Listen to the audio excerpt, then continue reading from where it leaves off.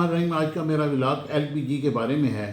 پورے ملک میں ہر جگہ گیس موجود نہیں ہوتی، لیکن ایل پی جی استعمال ہوتی ہے، اور ملکی تاریخ کی پہلی اہم ترین ایل پی جی کی فروخت کے ذریعے ایل پی جی مافیا نے 60 سے 70 ارب روپے مہنگائی میں پسی عوام کی جیبوں سے نکال لیے۔ عوام 309 روپے فی کلو گرام والی ایل پی جی 600 روپے سے زائد قیمت پر خریدتے رہے۔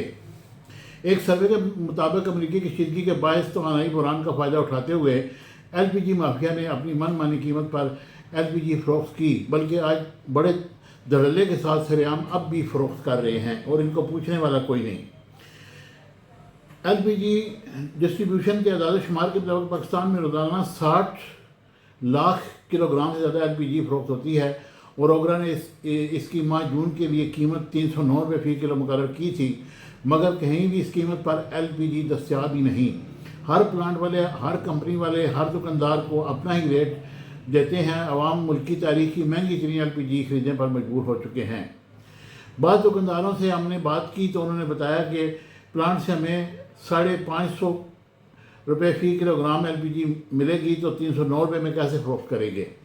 ہمیں ایل پی جی مارکیٹنگ کمپنیوں اور پلانٹ والوں کی طرف سے مہنگی ترین ایل پی جی مل رہی ہے تو سستی کیسے دیں؟ اوگرا سمیت کسی بھی ادارے نے ان کے خلاف کارروائی نہیں کی۔ جس نے بھی کارروائیاں کی صرف دکانداروں کے خلاف کی، ان پر ہزاروں اور لاکھوں روپے کے جرمانے کیے۔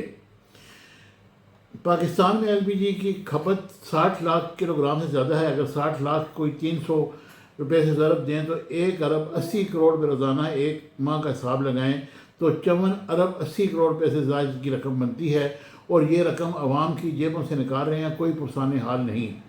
اس سلسلے میں اوگرا کے ترجمان سے رابطہ قائم کرنے کی کوشش کی، مگر انہوں نے کوئی اس سلسلے میں جواب نہیں دیا۔ تو حکام بالا سے گزارش ہے، اور منسٹر صاحب سے اسپیشل، کہ وہ اس سلسلے میں انکوائری کریں اور عوام کو ریلیف فراہم کیا جائے۔